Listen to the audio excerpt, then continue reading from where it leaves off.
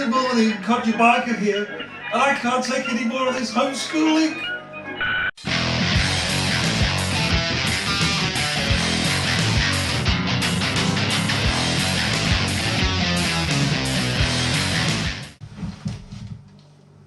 Only joking, didn't even take the lid off. Okay, so it's week whatever of the UK national lockdown. It's our 5th month of lockdown over the last 12 months, so no riding allowed. So I've decided to engage or embark on a sanity project. Yes, not that I'm having problems with my sanity, any more than normal anyway. So yeah, I've hummed and hard, researched it, watched the videos, asked she who must be obeyed, who said, what do you need a mantelpiece for on your bike? She doesn't get it. She's referring to the fact that I think a sat-nav on a motorbike should be heads up. After thinking about it for a long time, I decided to go with a fairing. I looked at lots of different ones.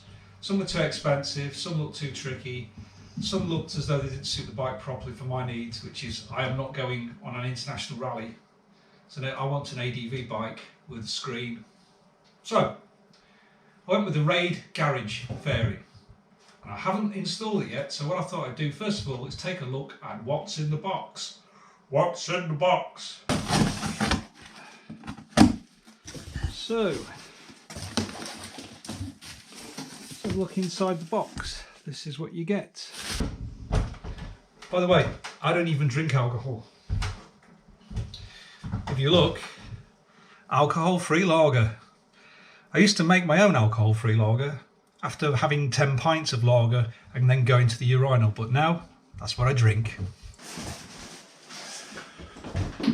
Okay, so the whole of my project with this bike is to create a lightweight ADV bike. That's the idea of it. So at the moment it's got crash bars on, which I may take off. I don't know whether I like them or not.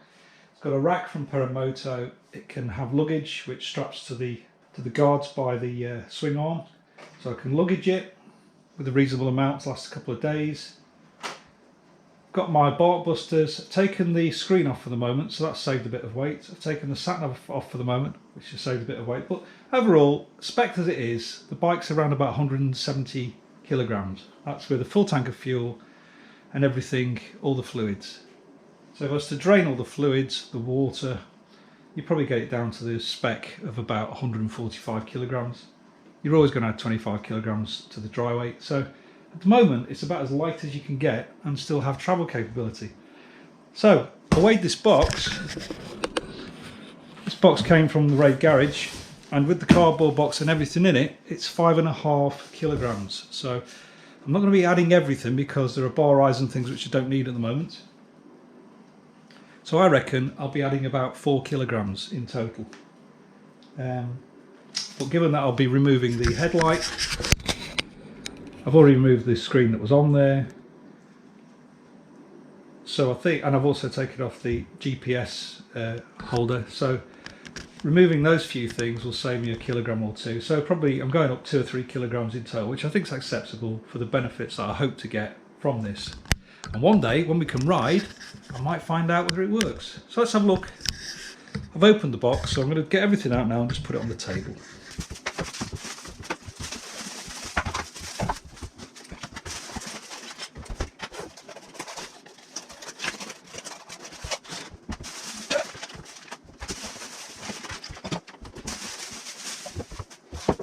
So, having removed everything from the box, this is what you end up with.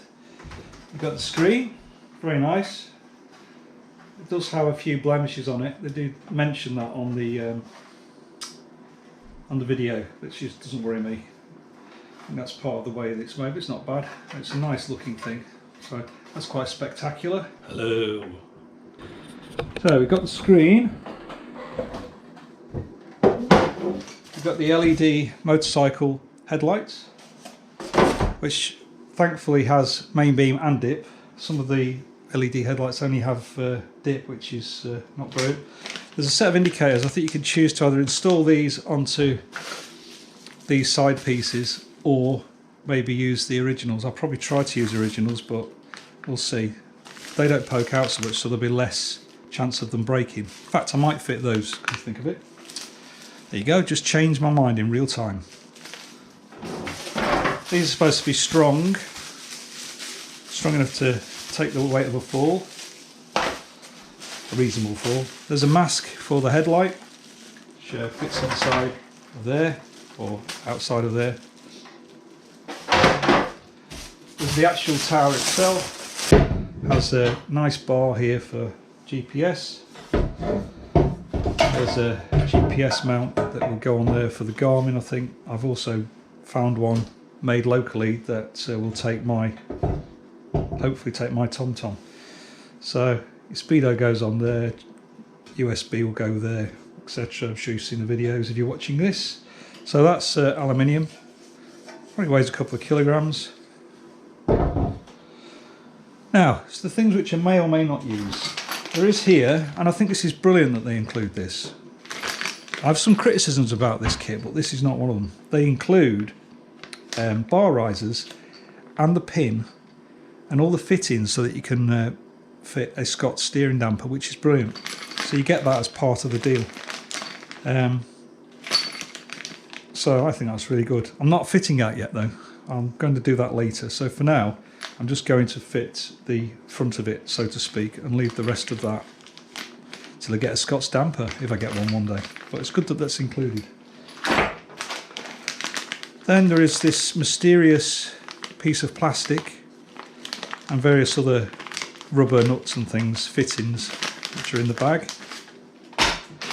And then that looks like the actual bracket that fits around the frame to hold the tower onto the bike.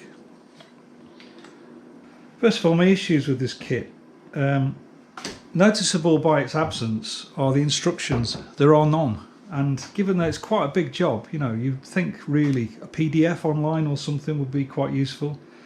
What they do provide, and it is very good, is a video link to how to install it on YouTube. Shows you how the fairing works, but there is a link on YouTube which takes you through, there you are, which takes you through how to install the fairing kit, and that's very good.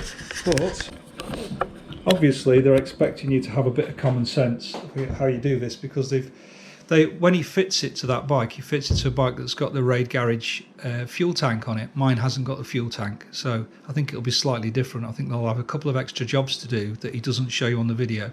Also, on the video, there is no mention of this plastic strip, which I'm guessing goes along the edge of here. I've noticed it in the video, but there's no mention of fitting it. So I think they expect you to have a bit of common sense before you or improvise as you go along. I just think little things like that are annoying when you spend quite a lot of money on an item. And you know, it is with some trepidation that I'm going to dismantle my bike to do this. Pretty sure I know what I'm doing. I've no worries with electronics. Pretty much like building a computer. The plug and play sockets on this, you can't really plug them in wrong. It's easy, it's like Lego. One thing I did notice, and I'll try to show you. Now, one of the worst things about this kit is you've got to cut this headlight mask to get it off, unless you dismantle the brakes and take them through. It's just easier to cut them. But what I did notice is my bike's already been cut. I thought it'd been cut because somebody had I'd asked for heated grips to be fitted. I thought maybe they'd cut it to fit the heated grips in there, but you don't need to, because they just push through this gap here. So you can see there's a cut there. I was further surprised when I found that it had been cut underneath as well. Now these are the two cuts that you have to do, and which really put me off getting this kit, or any kit really. You have to cut there and you have to cut underneath so the mask will come off. Well, somebody's already cut this, which really puzzles me. Now the only thing I can think is I had booked it in to have the suspension lowered, and they'd taken the suspension and everything off front and back and got it ready to install, but they couldn't get the kit. KTM just didn't have any at the time. And then the lockdown came.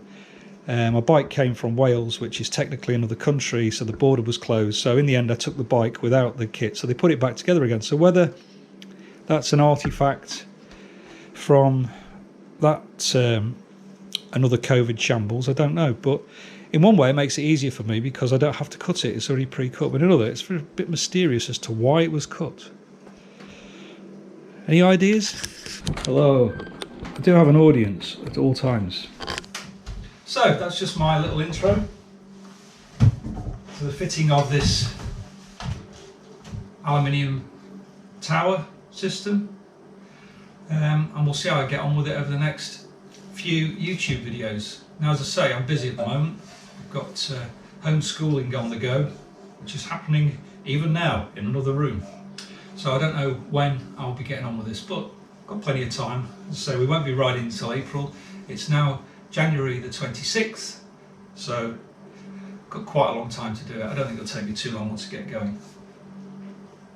Anything I notice that's not in the instruction video, I will put on my video, but mine will not be an instruction video. Mine will be an experiential video. What's it like to fit this thing when you're an idiot? Codger Biker is out. By the way, t-shirt available on Teespring if you want one. Well, if you want one. Cheers to Rob who did the design, by the way. Come out well, hasn't it? Nice one, Rob. Catch you soon.